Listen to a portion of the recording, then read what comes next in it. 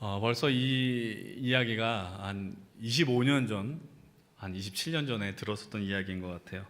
한 여름에 한 부산에서 올라온 남자 형제가 있었습니다. 청년이 있었는데 서울 친구하고 같이 이제 자취를 하게 됐어요. 자취를 하게 됐는데 한밤중에 부산 청년이 잠을 자다가 서울 청년 친구 룸메이트한테 아주 다급하게 요청했습니다.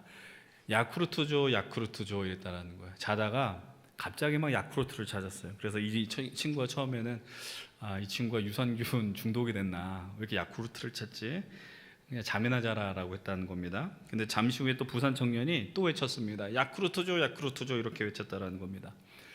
룸메이트가 자다가 갑자기 야쿠르트를 찾는 친구를 보니까 너무 화가 난 거예요. 그래서 야, 자다 말고 잠꼬대를 왜 하냐, 핀잔 줬다는 거죠. 여러분들 가운데 혹시 잠꼬대 하는 분들이 있는지 모르겠는데 그냥 잠이나 자라라고 했다는 겁니다. 그 순간에 잠을 청하고 있고 야쿠르트를 외쳤던 그 부산 청년이 도저히 참을 수 없다라는 표정으로 일어나서 어디로 갔냐면 아무 말 없이 세게 돌아가던 선풍기를 껐다라는 사실입니다. 여러분, 이 말의 의미가 뭐냐? 경상도 사투리가 심했었던 이 부산 청년이 선풍기 바람이 너무 셌다는 거예요. 그러니까 지금 선풍기가 강으로 틀어져 있으니까 친구한테 약으로 좀 틀어달라고 요청한 겁니다. 근데 이 친구가 뭐라는 거예요? 약으로 틀어달라는 말을 못 알아듣고 야쿠르트 줘라고 이해했다라는 겁니다. 그러니까 당연히 자고 있었던 이 친구, 내 말을 듣질 않으니 얼마나 이 친구가 원망스러웠겠어요. 그래서 서로 소통이 벌어지지 않았다라는 것이 이 이야기의 전부입니다. 여러분, 이처럼 우리 인생 속에서도 이 부산 청년과 서울 청년 간에 벌어지는 일들이 빈번하게 일어나는 것 같아요.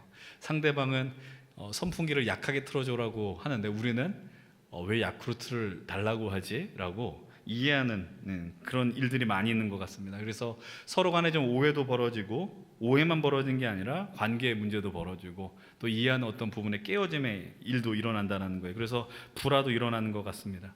근데 이런 오해가 그냥 어떤 우리 사람과의 개인적 관계 속에서만 일어나는 것 같지는 않아요. 이제는 더 넘어와서 가족 간의 관계에서도 벌어지고, 또 직장에서도, 때로는 연인 간에서도, 또 심지어는 이제는 세대와 세대 간의 어떠한 오해, 그리고 남성과 여성 간의 갈등도 벌어지더라라는 거예요. 여러분, 그래서 이런 말이 있습니다. 소통이 되지 않으면 고통이 된다라는 말이 있어요. 오늘 시대 우리가 소통을 많이 이야기합니다. 근데 어떠한 시대 가운데 유독 어떤 주제가 도드라지게 나오면 그 말의 의미는 지금 그 시대는 그것을 누리지 못하는구나. 소통을 강조한 시대가 됐죠. 간단합니다. 더 이상 소통이 이루어지지 않는 시대가 되었다는 것을 의미하는 겁니다. 오늘 우리가 함께 택한 본문은 한나란 여인의 그 간절하고 모든 것을 쏟아내는 기도로 유명한 사무엘 1장의 말씀이죠. 이 본문을 통해서 우리는 이것을 발견합니다. 한 여인이 하나님 앞에 간절하게 쏟아낼 때 어떤 역사가 벌어지냐, 그런 놀라운 광경을 오늘 본문을 통해 확인하게 되죠. 사무엘상 1장 1절과 2절의 말씀인데요, 우리 함께 1절의 말씀을 한번 같이 읽어보겠습니다. 에브라임 산지 라마다임 소빔에 에브라임 사람 엘가나라 하는 사람이 있었으니 그는 여로함의 아들이요 엘리우의 손자요 도우의 증손이요 숲의 현손이더라. 그에게 두 아내가 있었으니 한 사람의 이름은 한나요 한 사람의 이름은 브닌나라. 브닌나에겐 자식이 있고 한나에겐 자식이 없었더라. 사무엘상 1장을 보면은 한 사람의, 한 가문의 족보로 시작이 돼요. 우리가 성경에서 족보를 만나면 당황합니다. 사람의 이름이 많이 나오면 왜 이렇게 어렵냐라고 하는데, 그러나 이 짧은 구절 속에서도, 그리고 이 족보에서도 하나님이 분명히 우리에게 주신 메시지가 있다라는 거예요. 이 집안의 가장은 누굽니까? 엘가나예요.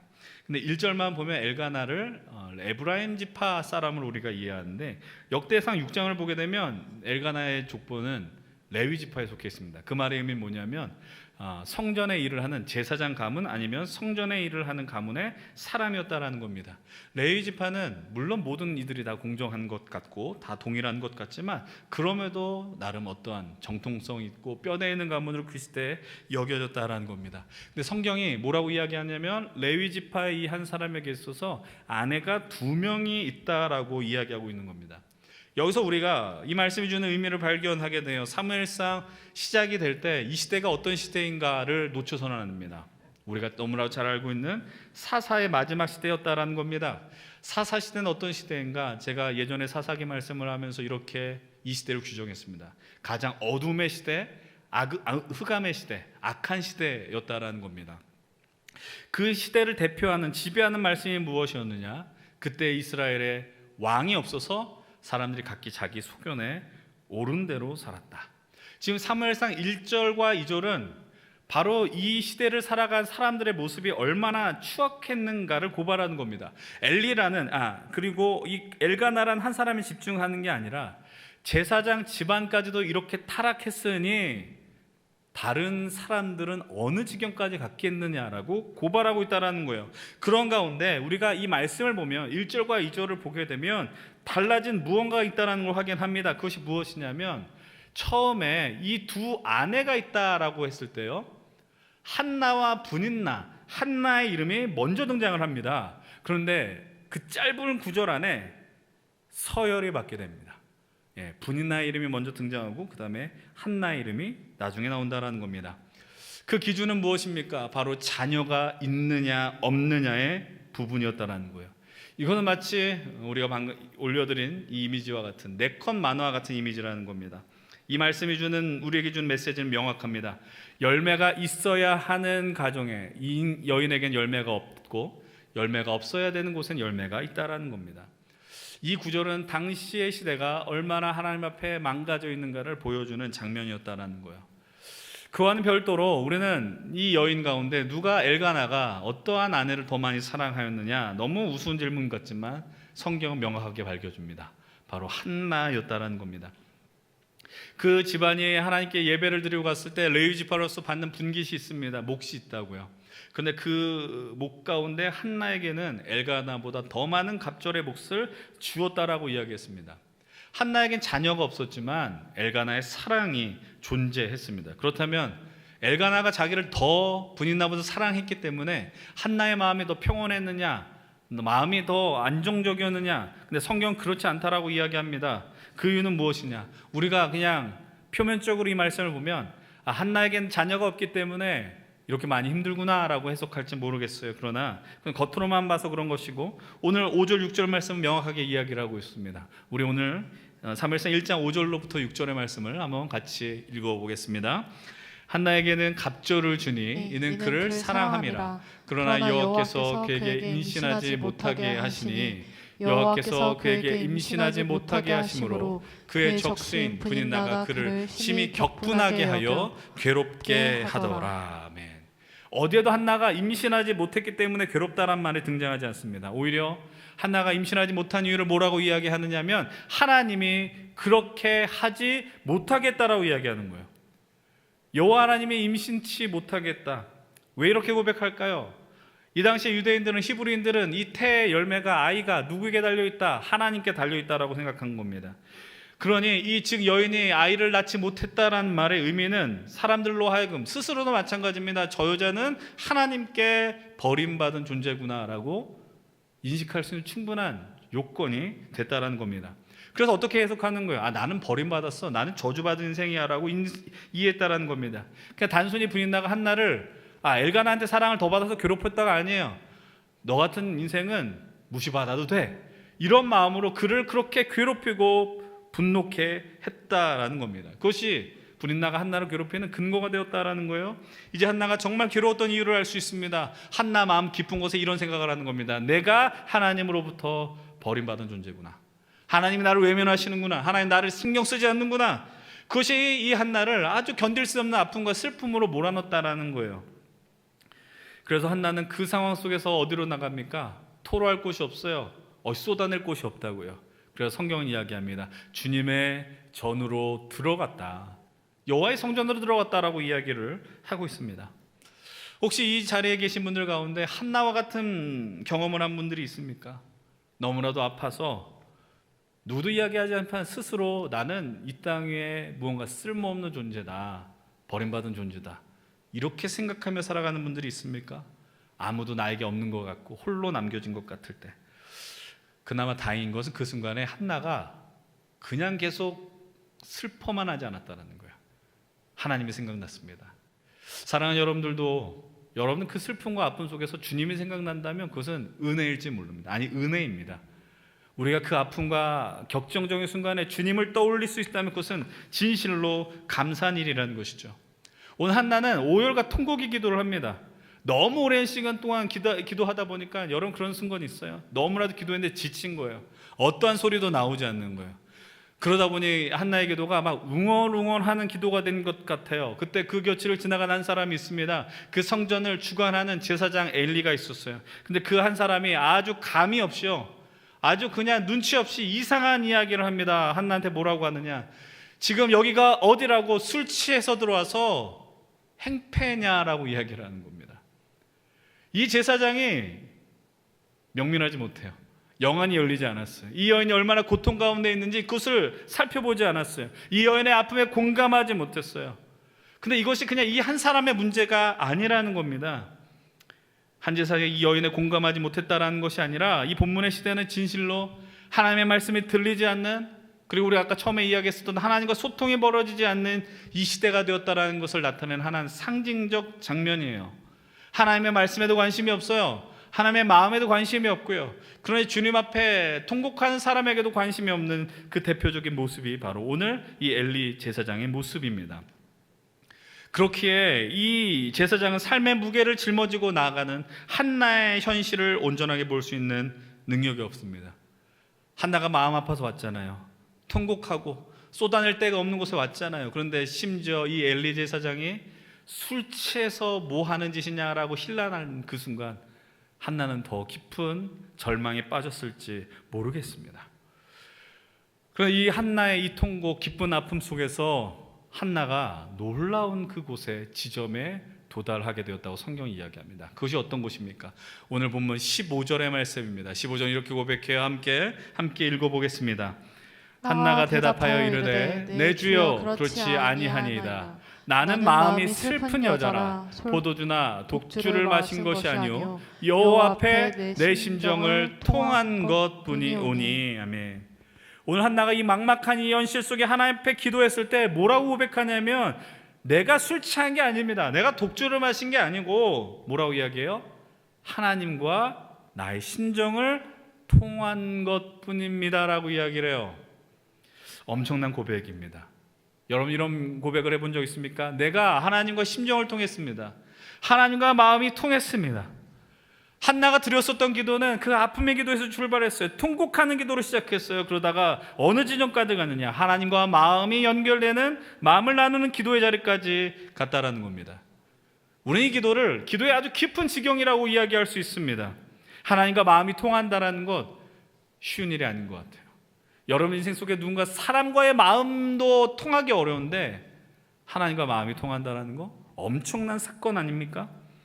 사랑하는 여러분들, 그런데 그렇다면 한번 생각해 보십시오. 질문해 보십시오. 하나님과 마음이 통한다는 건 무엇을 의미합니까? 하나님과 심정이 통한다는 건 어떤 걸 의미할까요? 사랑하는 여러분들, 오늘 이 말씀 속에 우리가 하나님과 심정이 통한다는 게 무엇인지를 확인합니다. 10절과 11절의 말씀인데요. 함께 읽어봅니다. 시작. 한나가 마음이 괴로워서 여호와께 기도하며 통곡하며 서원하며 이르되 만군의 여호와여, 만일 주의 여종의 고통을 돌보시고 나를 기억하사 주의 여종을 잊지 아니하시고 주의 여종에게 아들을 주시면 내가 그의 평생에 그를 여호와께 드리고 삭도를 그의 머리에 대지 아니하겠나이다. 아멘.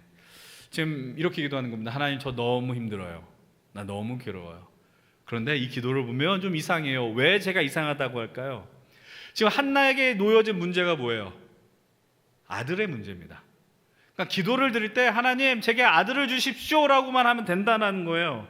그러니까 지금 오늘 드렸었던 이 기도의 내용을 잘 살펴보시라고요. 근데 뭐라고 이야기해요? 우리식으로 하면 서원 기도를 드렸어요. 하나님, 아들을 주시면 제가 하나님께 아들을 바치겠습니다.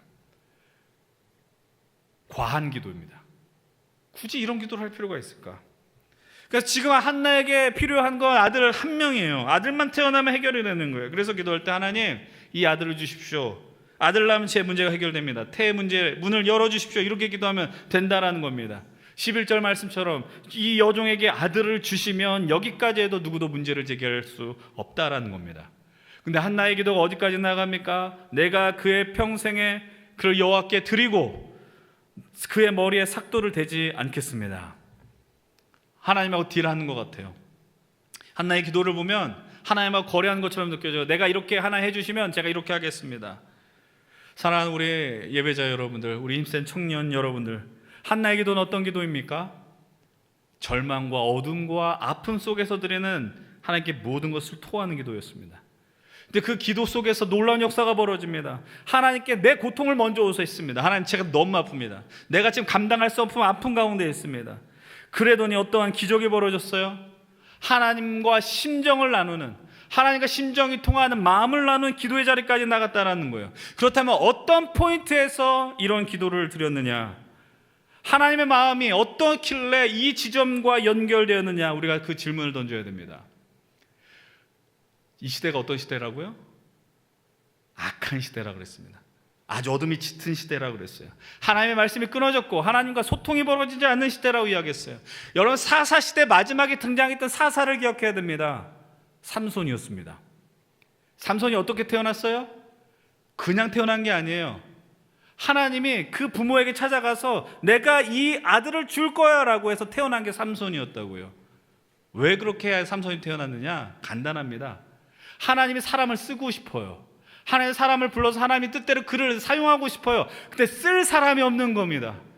그래서 하나님 어떻게 하신 거예요? 그나마 정신 차리고 있는 그 한 집안에 가셔서 태몽을 보여주시고 지목하셔서 너에게 아들이 태어날 건데 그 아들을 통해 내가 역사를 이룰 것이다. 근데 그 아들이 어떻게 했습니까? 삼손도 망가졌잖아요. 그 시대가 사사시대라고요. 하나님이 울분에 차 있는 시대가 되어버렸어요. 하나님이 사람을 찾고 있는데 하나님을 향한 마음을 알고자 한 사람이 단 한 사람도 없는 시대가 되어버렸다는 겁니다. 근데 한나가 기도를 했어요. 한나를 기도하다가 어느 지경까지 갔느냐? 하나님의 마음을 알게 된 거예요. 지금 하나님이 지금 이 시대에 쓸 사람이 없구나, 하나님의 사람이 찾는 그 사람이 없구나, 그 지경까지 나간 겁니다. 하나님의 말씀이 들리지 않고 모두 자기 멋대로 자기 소견에 옳은 대로 살아가는 그 시대 속에서 그 하나님의 마음을 따라 살아갈 그 한 사람을 발견하기 어려운 시대 속에서 한나가 깨닫게 된 겁니다. 그래서 어떻게 이야기하는 거예요? 하나님, 제게 아들을 주십시오라고 하는 기도가 어떻게 기도가 바뀌는 거예요? 하나님, 제게 아들을 주시면 그 아들을 하나님의 영광, 하나님의 뜻, 하나님 나라를 위해 살아가는 그 아들로 바치겠습니다 라고 이야기하는 겁니다. 여러분, 한나의 기도는 이런 거예요. 한나는 내 고통 속에서 그 기도를 드렸지만 그 기도 가운데 주의 마음을 발견한 겁니다. 주의 뜻을 발견한 겁니다. 그래서 이렇게 기도합니다. 내 평생에, 그의 평생에 그 아들을 주님께 드리고 있습니다. 이게 어떤 기도라고요? 하나님과 마음이 통한 기도예요. 하나님과 심정이 통했어요. 사랑하는 여러분들, 하나님과 심정이 통하기 위해서 그럼 우리가 해야 할 일은 과연 무엇인가요? 우리 아까 읽었었던 15절 말씀인데요, 15절 말씀 다시 한번 봅니다. 함께 읽어보죠. 한나가 대답하여 이르되 내 주여 그렇지 아니하니이다. 나는 마음이 슬픈 여자라. 포도주나 독주를 마신 것이 아니요 여호와 앞에 내 심정을 통한 것뿐이오니. 여기서 통했다라는 그 단어가 히브리어 샤파크라는 단어입니다. 이 단어의 뜻은요, 모든 걸 다 쏟아냈다라는 거예요. 피를 흘렸다라는 거예요. 지금 한나가 드린 기도는 모든 것을 다 쏟아내는, 피를 흘리는 수준의 기도였다라는 거예요. 그냥 하나님 내가 아픕니다 이 수준이 아니라 누구에게도 털어놓을 수 없는 그 심장 깊은 곳에서 있는 것을 다 하나님 앞에 쏟아냈다라는 겁니다. 고통의 기도였을지 몰라요. 여러분, 누군가에게 다 이야기한다는 거, 내 치부를 드러낸다는 거, 나의 연약함을 드러낸다는 거 너무 힘겨운 일입니다. 근데 피를 쏟는 심정으로 한나가 기도했습니다. 사랑하는 여러분들, 오늘 여러분들은 무엇을 쏟아내야 합니까? 우리의 죄악, 나의 연약한 모든 것, 누구에게도 이야기할 수 없는 그것, 내가 하나님을 믿는다고 이야기하지만 내가 스스로 안 괜찮은 척하고 타인에게 이야기하면 수치스럽고 고통스러운 그 현실까지도 하나님은 쏟아낼 것을 요청하십니다. 우리의 기도는 그런 기도가 되어야 합니다. 우리의 예배는 그런 예배가 되어야 합니다. 하나님께 다 쏟아냄으로 인하여서, 그러니까 여러분들 가면 쓰고 체면 두면서 이렇게 기도하라가 아니라, 적당하게 하는 게 아니라 하나님께 심정을 다 토해내며 끝장내는 기도를 해야 한다라는 것이죠. 우리가 읽은 사무엘상 1장을 넘어서 3장에 가게 되면 이 말씀이 등장해요. 사무엘상 3장 1절로 2절은 이렇게 이야기합니다. 함께 읽어보죠. 아이 사무엘이 엘리 앞에서 여호와를 섬길 때에는 여호와의 말씀이 희귀하여 이상이 흔히 보이지 않았더라. 엘리의 눈이 점점 어두워가서 잘 보지 못하는 그때에 그가 자기를 처소에 누웠고, 이제 그 한 사람인 사무엘이 등장합니다. 사무엘이 등장했을 때 시대를 이렇게 이야기합니다. 하나님의 말씀이 희귀하더라라는 거예요. 하나님의 마음을 발견하기 어려운 거예요. 하나님과 심정을 통할 수 있는 사람이 전무하는 시대가 돼버렸습니다. 그런데 하나님의 뜻에 가장 예민해야 한 지도자가 누구예요? 바로 영적 지도자인 제사장 엘리 제사장입니다. 근데 엘리의 눈이 어떻다라고 이야기해요? 어두워졌대요. 이 말의 의미는 엘리가 나이가 많아서 눈이 안 보인다는 의미이기도 하지만 하나님과 소통할 수 없는 시기까지 왔다는 거예요. 영적인 눈이 어두워졌다는 사실입니다. 오늘 우리가 살아가는 시대가 이렇지 않습니까? 목사들이 영안이 어두워졌습니다. 그래서 교회가 교회 다음을 상실했습니다. 교회 멋이 다 사라져 버렸습니다. 그러니 성도들이 방향을 상실해 버립니다. 그러니까 이런 말씀을 드리는 게 이제 다 진부해진 소리가 되었어요. 또 그 소리 하가 돼요. 또 똑같은 얘기 안 해. 죄송합니다만 이 이야기 20년 전에도 들은 이야기입니다. 30년 전에도 들었었던 이야기입니다. 젊은 세대들이 교회를 떠납니다. 교회에서 청년들이 중요하다고 이야기합니다. 다음 세대가 중요하다고 이야기합니다. 그런데 세상에서 보는 교회 모습은 젊은 사람들에게는 정말 매력 없는 모습이 되었다는 거예요.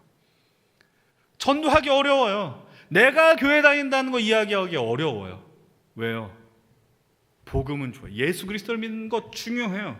그러나 멋이 없다라는 거예요. 멋이 없다는 말의 의미 무엇입니까? 교회가 진리의 말씀을 상실했습니다. 교회가 교회의 역할을 하지 못하는 것이죠. 우리는 종교기관이 아니에요. 종교단체가 아니라고요.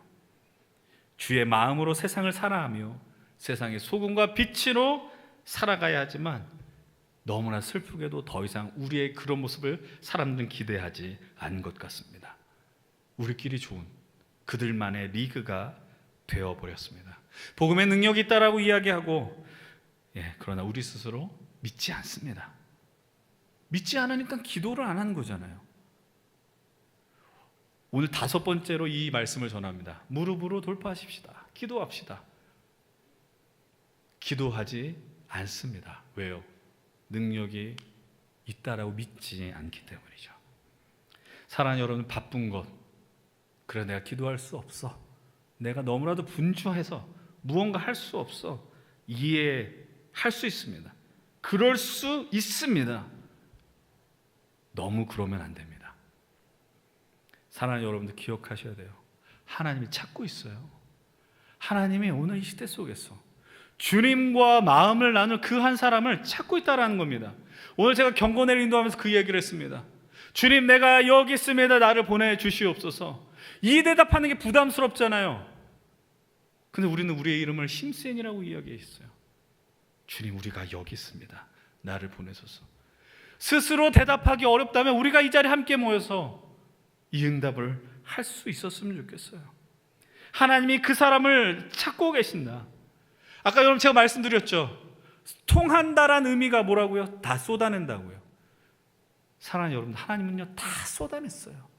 우리를 위해서, 우리를 살리기 위해서 당신의 피를 다 쏟아냈어요. 모든 인생을 다 쏟아냈어요. 하나님 오늘 우리가 이미 다 쏟아낸 줄 믿으시길 바랍니다.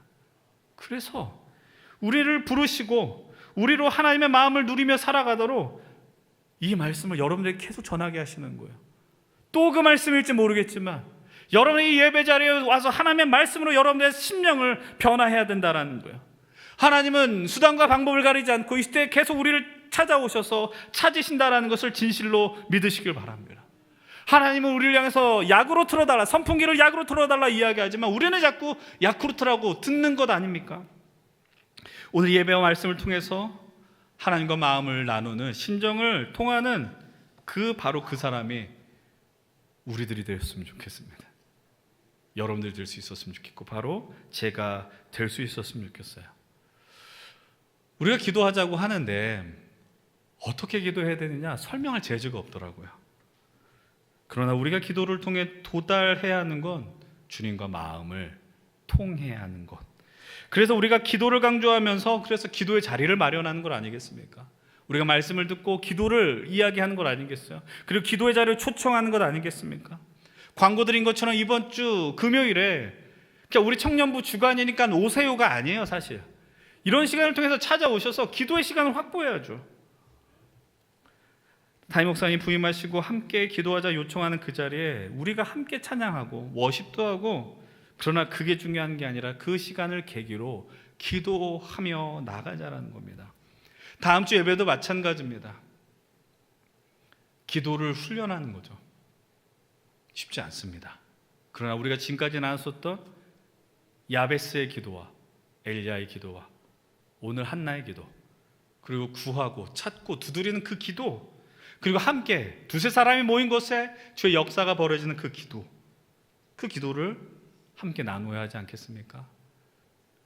그래서 오늘 제가 리더 모임을 긴급하게 소집한 거예요. 다음 주 주일 예배를 준비하면서 리더들에게 요청합니다. 그리고 팀을 책임지는 자리에 있는 분들에게 요청합니다.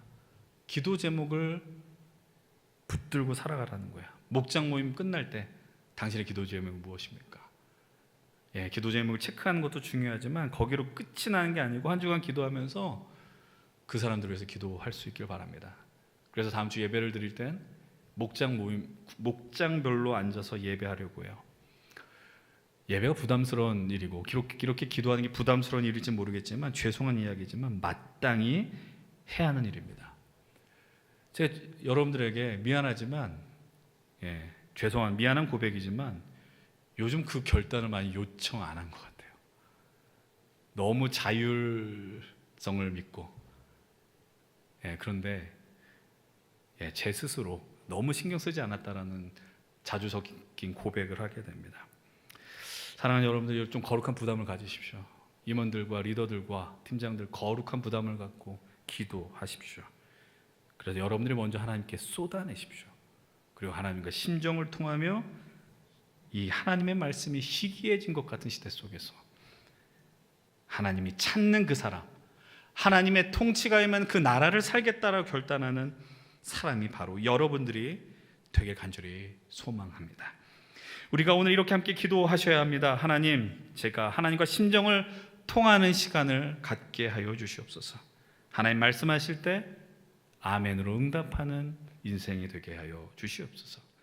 여러분들 얼마나 삶이 힘드십니까? 삶의 무게가 커서 스스로를 돌보는 것도 어려울지라도 그러나 주님 향하여 간절히 토해낼 때 어느 순간 하나님께서 하나님의 당신의 마음을 여러분들에게 밝혀 주실 것입니다.